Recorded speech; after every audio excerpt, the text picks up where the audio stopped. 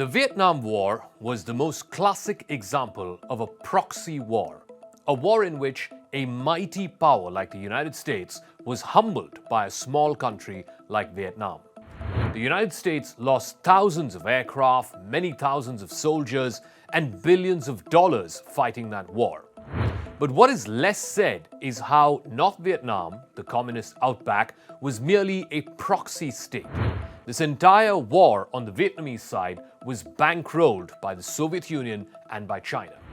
Tens of thousands of heavy-duty weapons flowed into Vietnam, and eventually they found their way through to the Viet Cong, who were fighting the Americans in South Vietnam. The Viet Cong, even to this day, is taught in military colleges as a prime example of guerrilla warfare. Their virtues are celebrated even today as the underdog story around the world. But it is important to note that it was the Soviet weaponry which made the Viet Cong extraordinarily more effective at killing American soldiers and destroying American equipment. That is not the only example of guerrilla warfare. Cut to the 1980s, we have the example of the Taliban in Afghanistan, overwhelming the Soviet Union troops. Here the roles were reversed. As America was the one that was supplying weapons to the Taliban, they also had overt and covert support from neighboring Pakistan. Now, the mighty Soviet army had to retreat in the face of a band of guerrilla fighters in a tough terrain and who were fighting for a common cause and a common ideology. Today, there is a full-fledged proxy war going on between Russia and Ukraine. Russia here is the big power, but it is finding it hard to overrun Ukraine, so much so, Russia might now have to settle for limited military gains and declare victory. But what is actually going on is that Ukraine is merely a proxy state. This war is actually a fight between NATO and Russia.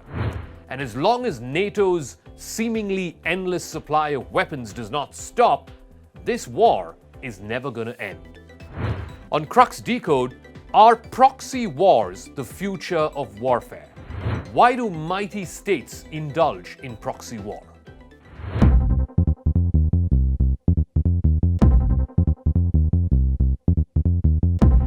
Now, states wage proxy wars in order to avoid the costs of fighting directly. Now, this is particularly true during the nuclear age when the costs of direct intervention are extreme.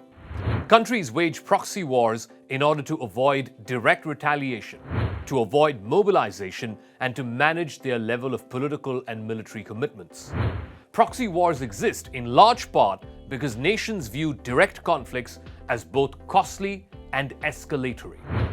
The big state, which is the supporter of the proxy state, is hoping to leverage a small investment into massive costs for his or her opponent. And in most cases, the big state supporting the proxy state ends up succeeding. There are undoubtedly escalation concerns when it comes to fighting proxy wars. Proxy wars can be concealed to some extent, but most proxy wars eventually turn out to be worst-kept secrets. Look at some of the most infamous examples we've had from recent decades.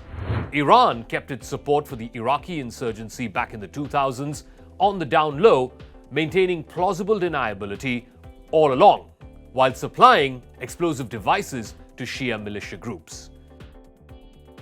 Similarly, Pakistan kept its support for the Taliban out of public view, even though US intelligence was very well aware of what the ISI was up to. So, what is the evidence? Do big powers choose to fight proxy wars because of plausible deniability, or do they want to avoid the chain of escalation where no big power can be seen as conceding? A 2018 study by Benjamin Allison found that proxy wars seem to neither increase nor decrease the likelihood of direct conflict between great powers. But there is one caveat here, and that is the absence of nuclear weapons in either state. That would mean the chance of a conventional war is higher. But either of the two states, if they happen to possess nuclear weapons, then it tends to increase the likelihood of a proxy war. In fact, proxy war is chosen as a tool of statecraft. So is a proxy war becoming more lethal? The answer to that question is yes. overwhelmingly so. Today, the United States, for example, can supply weapons, it can supply fighters, sanctions, and even real-time intelligence to the Ukrainians. All this information is what is giving a much smaller power like Ukraine the wherewithal to take on a bigger Russian army on the battlefield. But there are a couple of other factors as well. The increasing presence of what are called professional military companies, or PMCs, like the Azov Brigade. These are all state-supported mercenaries who do the bidding of the highest bidder. Then there is also the other factor, which is the threat of cyber warfare, the ability of states to inflict pain in cyberspace. Now, both of these factors, PMCs as well as cyber warfare, they exist in the shadowy legal realms where proxy warfare tends to lurk. So arguably then, states have more tools to reach out and inflict pain on the other party in a coercive way. And that is proxy war, it makes it potentially far more dangerous than it was many decades ago. Also, changes in information technology have had a huge impact facilitating the transfer of weapons. In the case of the Russia-Ukraine war, for example, Ukrainian soldiers can call customer support in the United States if they have trouble operating the new weapons that America's been supplying them with. The tools of proxy war have become more lethal. High-technology weapons, sanctions, and the provision of intelligence are all far more effective today than they were in the 1960s. So all of this means that the trend is moving in one direction, and that is that countries will increasingly resort to proxy war as a cheap and effective way to counter the high costs and the potential escalation in a conventional conflict.